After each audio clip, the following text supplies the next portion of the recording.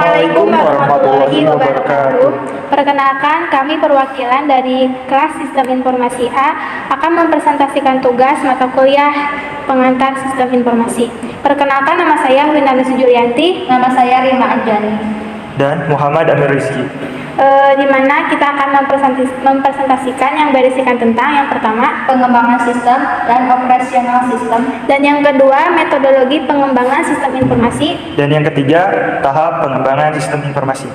Untuk pemateri pertama akan disampaikan oleh Rima Anjani. Yang pertama, pengembangan sistem.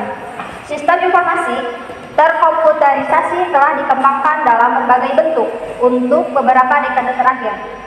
Pengembangan sistem mencakupi aplikasi.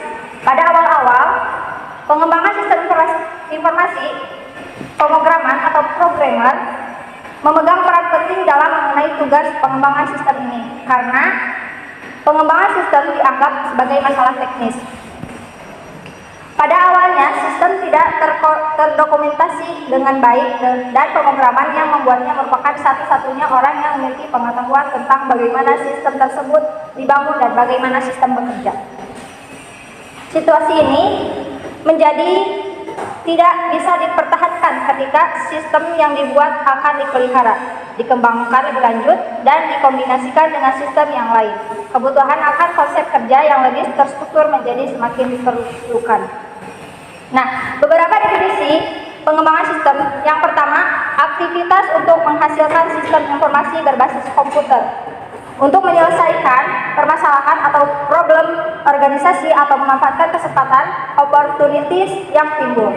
Yang kedua, kumpulan kegiatan para analis sistem, perancang, dan pengguna yang mengembangkan dan mengimplementasikan sistem informasi.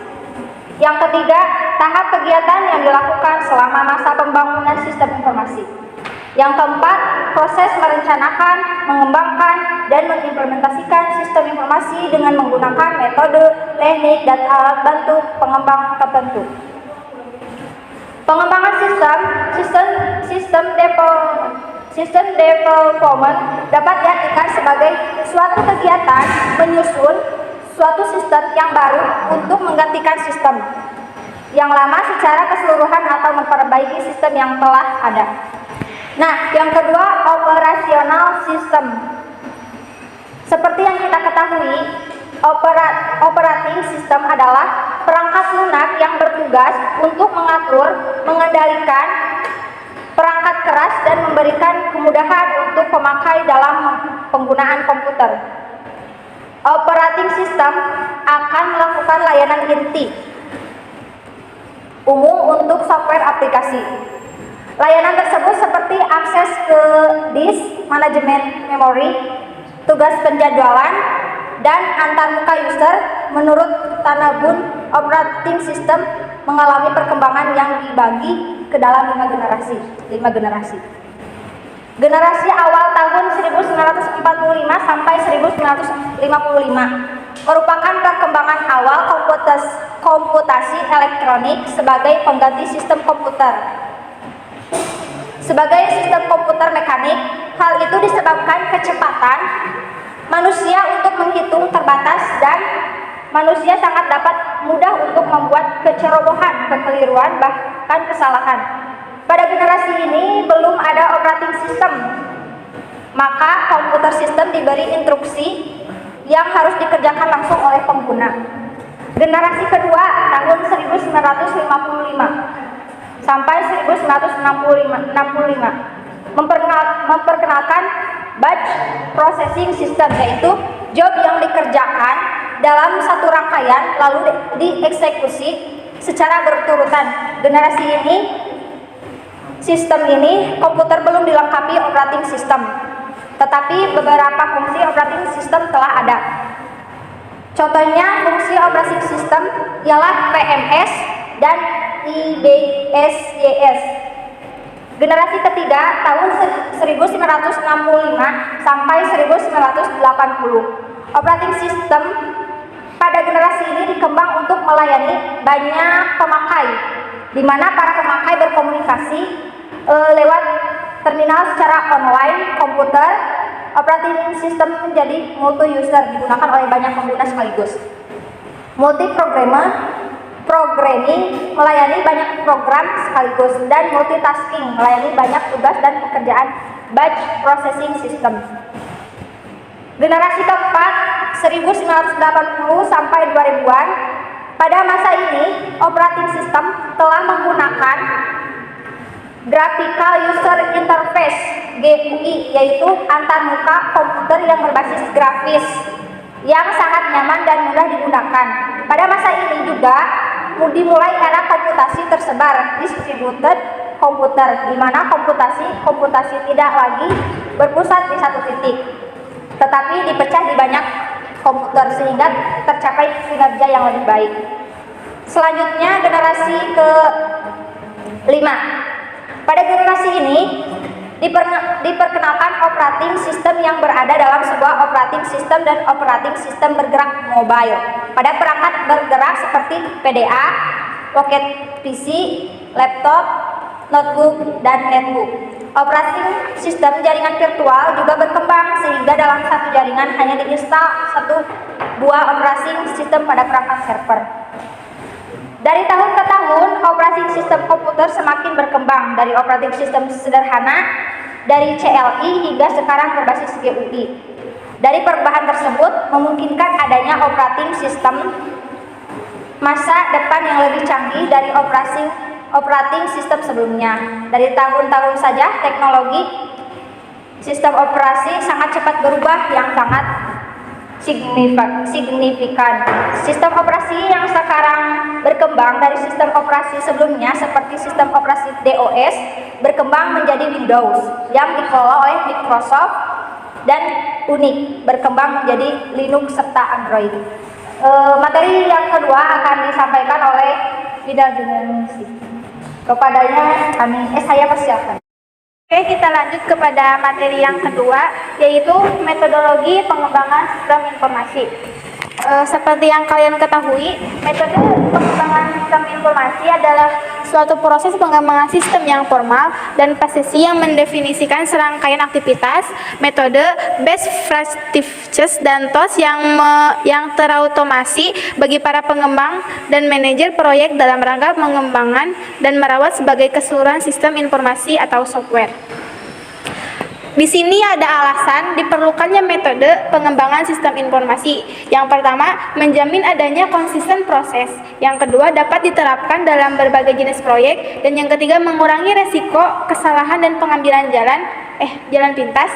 Dan yang terakhir ada menuntut adanya dokumentasi yang konsisten yang bermanfaat bagi personal baru dalam tim proyek.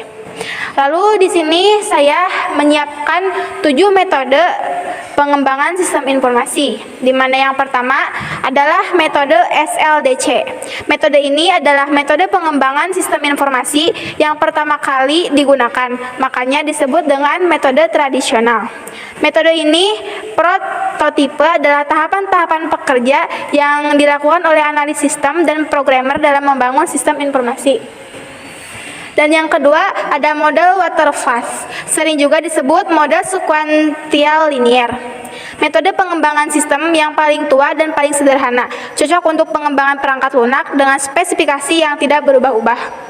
Dan yang ketiga ada model prototyping. Prototyping adalah proses iteratif dalam pengembangan sistem di mana requirement diubah ke dalam sistem yang bekerja, yang secara terus-menerus diperbaiki melalui kerjasama antara user dan analis. Prototipe juga bisa dibangun melalui beberapa tool pengembangan untuk menyederhanakan proses. Lalu yang keempat ada model RAD. RAD adalah penggabungan beberapa metode atau teknik terstruktur. RAD menggunakan metode prototyping dan teknik terstruktur lainnya untuk menentukan kebutuhan user dan perancangan sistem informasi. Selain itu, RAD menekankan siklus perkembangan dalam waktu yang singkat, yaitu bisa 60 sampai 90 hari dengan pendekatan konstruksi berbasis komponen. Dan yang kelima ada model spiral. Model spiral pada awalnya diusulkan oleh Boehm. Adalah proses perangkat lunak evolusioner yang merangkai sifat iteratif dari prototipe dengan cara kontrol dan aspek sistematis model sekuensial linear. Lalu yang keenam ada Object Oriented Technology. Objek ini adalah merupakan cara pengembangan perangkat lunak berdasarkan abstraksi objek-objek yang ada di dunia nyata. Dasar pembuatan adalah objek yang merupakan kombinasi antara struktur data dan perilaku dalam satu entitas. Dan yang terakhir ada metode end user development. Di sini pengembangan dilakukan langsung oleh end user. Keterlibatan langsung end user sangat menguntungkan karena memahami benar bagaimana sistem bekerja. Artinya, tahap analisis sistem dapat dilakukan lebih cepat. Kelemahannya adalah pada pengendalian mutu dan kecenderungan tumbuhnya privat sistem informasi. Integrasi dengan sistem yang lain menjadi sulit. Sekian pemateri yang kedua dan selanjutnya pemateri ketiga yang akan diberikan oleh Muhammad Amir Rizky. Oke, materi ketiga yaitu tahap pengembangan sistem informasi. Tahapan pengembangan sistem informasi dapat dilakukan dengan beberapa cara. Salah satunya dengan menggunakan sistem development life cycle atau yang disingkat dengan SDLC. Metode SDLC memiliki beberapa tahapan sebagai berikut. 1. Requirement analysis. 2. Design analysis. 3. Implementation. 4. Testing. 5. Evaluation atau pemeliharaan dan penambahan. Definisi. 1. Requirement analysis, yaitu untuk mengetahui sistem seperti apa yang dibutuhkan pengguna tersebut harus dibangun dalam suatu organisasi, dan untuk mengetahui kebutuhan-kebutuhan dari pengguna yang harus ada dalam sistem informasi yang akan dibangun. 2. Design analysis. Proses ini untuk memberikan gambaran secara umum kepada pengguna sistem informasi mengenai sistem informasi yang akan dibangun. Tahapan ini memiliki dua tujuan utama, yaitu memberikan gambaran secara umum tentang kebutuhan informasi kepada pemakai sistem atau pengguna, atau lebih dikenal dengan istilah perancangan sistem secara umum. Memberikan gambaran secara jelas dan rancang bangun yang lengkap kepada development team in programmer, database analis, dan lain-lain. Untuk lebih dikenal dengan istilah perancangan sistem secara terinci. 3. Implementation. Apa itu implementation? Implementation adalah merupakan tahapan pembuatan atau pengembangan sistem informasi sesuai rancangan yang sudah dibuat. Dalam tahapan ini, yang biasanya dilakukan adalah melakukan proses coding yang dilakukan oleh development team. Yang keempat ada testing. Tahap testing dibutuhkan untuk mengetahui kinerja dari sistem informasi yang sudah dibuat oleh tim development. Yang diuji meliputi kualitas software, kemudian melakukan pengujian ke pengguna apakah sistem sudah berjalan dengan lancar dan dapat menerima input dan mengeluarkan output yang sesuai harapan. Dan yang terakhir yaitu evaluation. Di tahapan ini dilakukan proses maintenance software. Maintenance harus dilakukan karena beberapa alasan, yaitu sistem mengalami kegagalan dalam beroperasi yang dulunya belum terdeteksi sehingga kesalahan-kesalahan tersebut harus diperbaiki. Yang kedua, sistem mengalami perubahan-perubahan atau penambahan fitur karena permintaan dari pengguna untuk memenuhi suatu kondisi yang baru. Yang terakhir, sistem mengalami perubahan karena adanya faktor perubahan lingkungan luar organisasi sehingga sistem harus dikaji ulang agar sistem sesuai dengan perubahan eksternal organisasi tersebut. Sekian dari materi ketiga, dan selanjutnya akan saya serahkan kepada moderator. Oke, mungkin itu saja yang dapat kami sampaikan. Semoga bermanfaat, khususnya bagi kita dan tentunya bagi kalian semua. Cukup sekian. Wassalamualaikum warahmatullahi wabarakatuh.